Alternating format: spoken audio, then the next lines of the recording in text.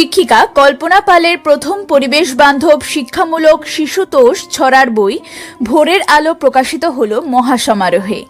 31শে মে 2026 তারিখ রবিবার গোবরডাঙ্গা সংলগ্ন শুটিয়ার মধুসূদন কাটি সমবায় জলভবনের মুক্ত মঞ্চে এই বইয়ের মোড়ক উন্মোচন করা হয়। প্রদীপ প্রজ্বলন করেন অনুষ্ঠানের সভাপতি প্রাক্তন শিক্ষক তথা বিশিষ্ট সমাজকর্মী কালীপদ সরকার। এরপর রবীন্দ্রনাথ ঠাকুরের প্রতিকৃতিতে ডক্টর মনোজ ঘোষ ও কাজী নজরুল ইসলামের প্রতিকৃতিতে আজিজুর রহমান মাল্যদান করেন। উদ্বোধন সঙ্গীত পরিবেশন করেন সৌমি মুখোপাধ্যায়।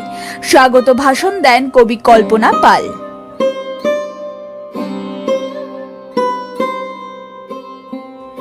এদিনের এই মনোরম অনুষ্ঠানে অতিথি হিসেবে উপস্থিত ছিলেন অশোকনগর বিদ্যাসাগর বাণীভবন উচ্চ মাধ্যমিক বিদ্যালয়ের প্রধান শিক্ষক ডক্টর মনোজ ঘোষ, গোবরডাঙ্গা সেবা ফার্মার সমিতির সম্পাদক গোবিন্দলাল মজুমদার, যমুনামতি পত্রিকার সম্পাদক সরোজকান্তি চক্রবর্তী, প্রবীণ সাংবাদিক সাহিত্যিক আজিজুর রহমান, প্রাক্তন শিক্ষক কার্তিক চন্দ্র বিশ্বাস, সমাজকর্মী রেবারানী সরকার, প্রাক্তন শিক্ষিকা কল্পনা ঘোষ দস্তিদার, জনপ্রতিনিধি সুভাষ রায়, বিশিষ্ট বিজ্ঞান লেখক ডক্টর সুনীল বিশ্বাস, সাংবাদিক নীলেশ চন্দ্র ভৌমিক, সমাজকর্মী গোবিন্দ ঘোষ, জনপ্রতিনিধি আলো রানী সরকার, শিক্ষক নিশীথ ঘোষ, সমাজসেবী রবীন্দ্রনাথ পাল প্রমুখ।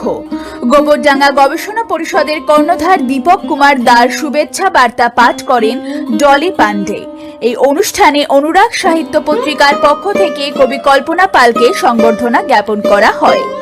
বই প্রকাশের এই অনুষ্ঠান সঞ্চালনা করেন প্রাবন্ধিক বাসুদেব মুখোপাধ্যায়।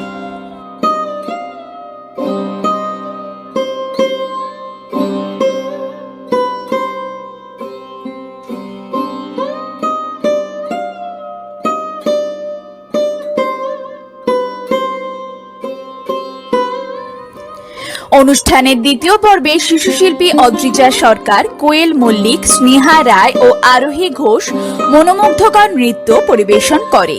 এরপর স্বরচিত কবিতা পাঠ, আবৃত্তি ও সঙ্গীতে অংশগ্রহণ করেন প্রবীর কুমার হালদার, টুলু সেন, অপূর্ব কুমার মণ্ডল, কাকলি রায়, নবকুমার বিশ্বাস, জয়ন্ত মণ্ডল, বিমল কৃষ্ণ ঘোষ, কুমকুম মুখোপাধ্যায়, প্রদীপ মিস্ত্রি, রাজু সরকার, অলকানন্দ বসু, অমল মণ্ডল, জয়শ্রী মিত্র, পরাগ চৌধুরী, ধীরাজ রায় প্রমুখ।